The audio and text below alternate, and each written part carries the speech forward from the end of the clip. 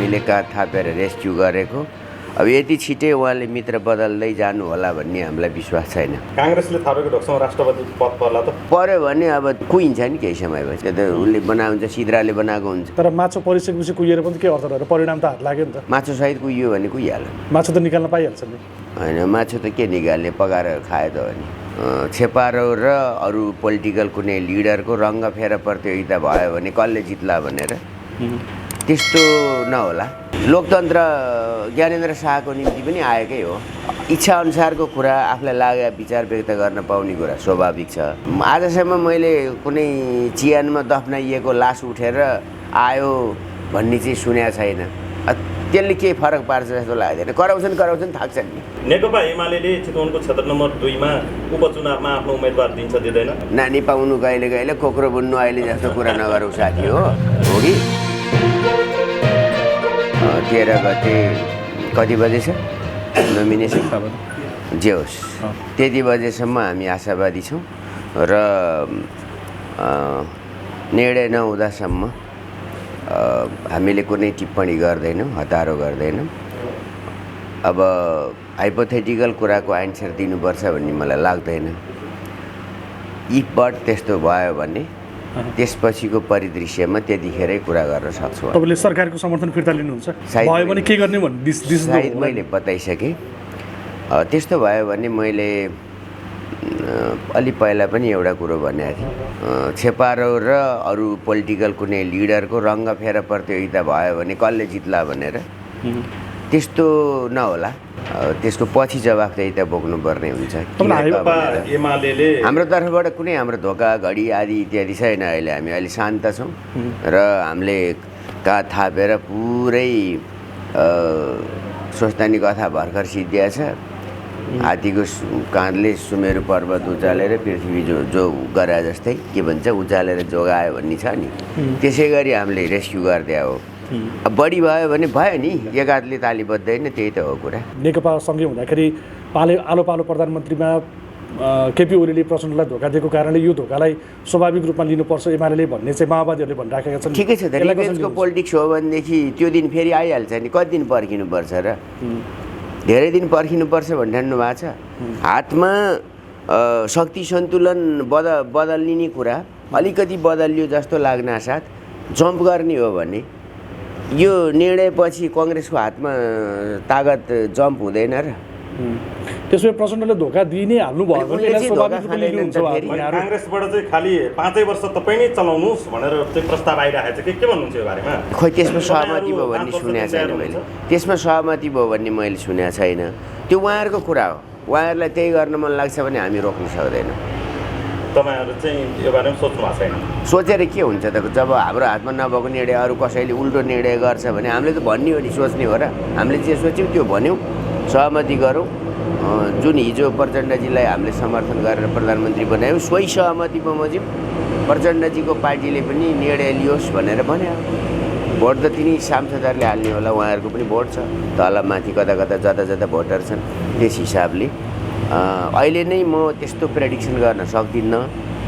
अब कतै खिचडी पाकिरहेछ भने कता पाक्छ, पत्ताइ मात्रै राख्छ कि पाक्छ त्यो त हेरौँला नि त। र हावा एउटै दिशामा बग्यो भने राम्रै होला। अब हावा कहिले पश्चिमबाट, कहिले उत्तरबाट, कहिले दक्षिणबाट बहन्छ। अहिले कताबाट बगिरहेछ म बुझ्न सक्दिनँ। त्यसैले भेटघाट हुने कुरा अनौठो भएन। उहाँ हिजो हाम्रै नेता हुनुहुन्थ्यो। एउटा खास कालखण्डमा उहाँले बगावत गर्नुभयो। अब भातपानी बाराबारको सम्बन्ध चाहिँ छैन। अब बाँकी कुरा चाहिँ अहिले नै भन्न सकिन्न। उहाँहरू पनि निर्णायक होइन, हामी पनि निर्णायक होइन, कोही पनि निर्णायक छैन, सबै निर्णायक छन्। फेरि उहाँको नाम आउँदै गर्दाखेरि चाहिँ पार्टी एकतासम्मको कुराहरू पनि चलिरहेको हिजो त अब एउटै थालमा खाएका चुठेका सबै हुन् नि त। त्यसैले त्यति टाढाको कुरो हो जस्तो लाग्दैन। अब पार्टीगत रूपमै एकता भएन भने नि कार्यकर्ताको एकता कसैले फेक्नै नसक्ने भइहाल्यो। अब हुने त त्यही त हो नि पछि। जस्तो माधव नेपालको नाममा प्रधानमन्त्री प्रचण्डको पनि ग्रिन सिग्नल हो बास्कोटाज्यू। अब कसले कसलाई ग्रिन सिग्नल दिएछ म भन्न सक्दिनँ। ग्रिन सिग्नल त नेपालमा कता कताबाट आउँछ। रेड कताबाट आयो त्यो बताउनु न बरु मलाई। अहिले ग्रिन चाहिँ कताबाट आएको? त्यो तपाईँहरू नै बुझ्नुहोस् न, सुनिराख्नु भएको छ त। भारतले चलखेल गरेको छ राष्ट्रपतिमा, कङ्ग्रेस उचालेको छ, प्रचण्ड उचालेको छ भन्ने कुनै विदेशी सुन्नेको शक्ति शक्तिलाई मान्छ एमाले। कुनै विदेशी शक्तिले चलखेल गर्यो भनेर म ठान्दिनँ। चलखेल मान्छन् भन्ने त्यो हाम्रो नादानी हो नि, विदेशीले त खेलिहाल्छ नि। तपाईँ मैले फकाउँदा फकिनुहुन्छ भने, तपाईँ मेरो अन्डरमा आउनुहुन्छ भने, मेरो मुठीको माखो बन्नुहुन्छ भने मेरो के दोष हुन्छ?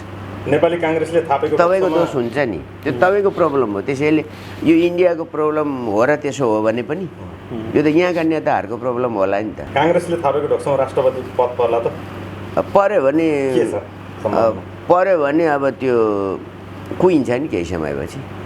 ढोक्सा त कुहिन्छ, त्यो त उसले बनाएको हुन्छ, सिद्राले बनाएको हुन्छ होइन। एउटा बर्खा पछि अर्को फेरि भइहाल्छ नि। तर माछो परिसकेपछि कुहिएर पनि के अर्थ रहेर परिणाम त हात लाग्यो नि त। माछो सहित कुहियो भने कुहिहाल्यो, माछो त निकाल्न पाइहाल्छ नि होइन। माछो त के निकाल्ने, पकाएर खायो त हो नि होइन। त्यसले खास केही फरक पर्दैन।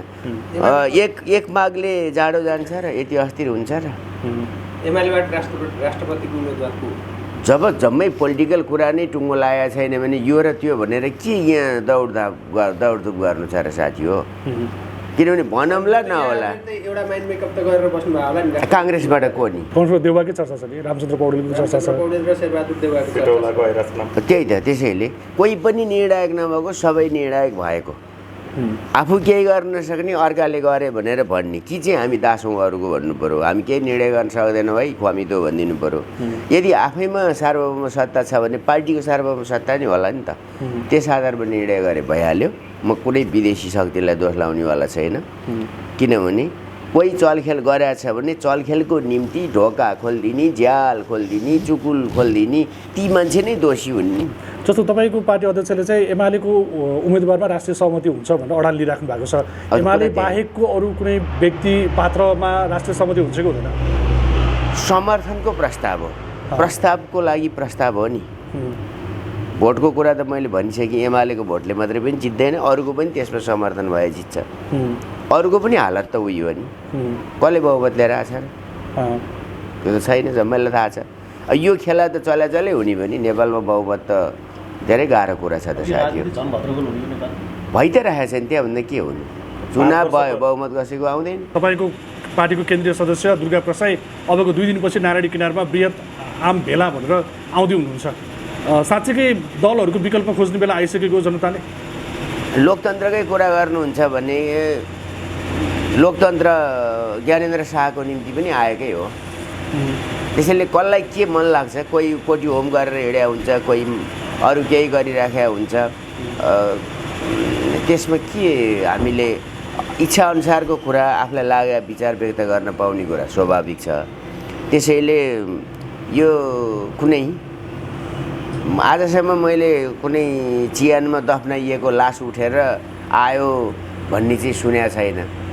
त्यसले केही फरक पार्छ जस्तो लाग्दैन। कराउँछन् थाक्छन् नि।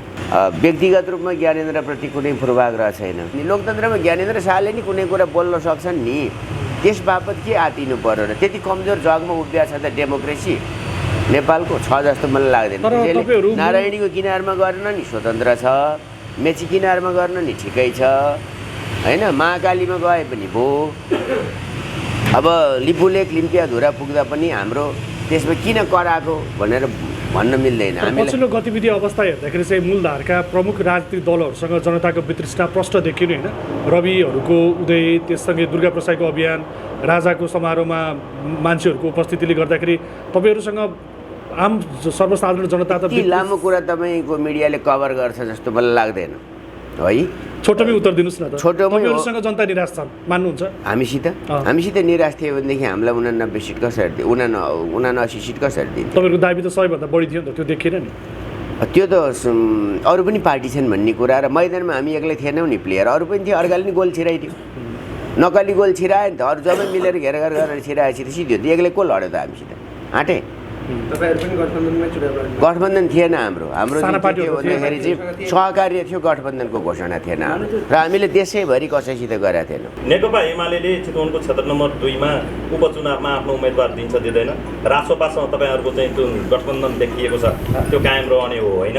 महासचिवले त पहिले भन्नुभएको थियो, यो बारेमा अलि प्रस्ताइदिनुहोस् न। यसो गरेर बेला सोधिहालौँ। नानी पाउनु कहिले कहिले कोक्रो बुन्नु अहिले जस्तो कुरा नगरौँ साथी हो कि त्यसैले म अहिले अर्कै प्रयोजनमा आएको हो त्यो प्रयोजनमा पनि अवश्य भेटघाट भइहाल्छ हो त्यसैले अहिले यसो छामौँ परिस्थितिको मूल्याङ्कन गरौँ साथीहरूको इच्छा शक्ति र उहाँहरूको चाहिँ योजनाको बारेमा पनि कुरा सुनौँ त्यसपछि जाउँला यो चाहिँ मैले व्यक्तिगत रूपमा दिने जवाफ होइन यहीँको पार्टी निर्णायक हो नि त्यसको निम्ति म निर्णायक होइन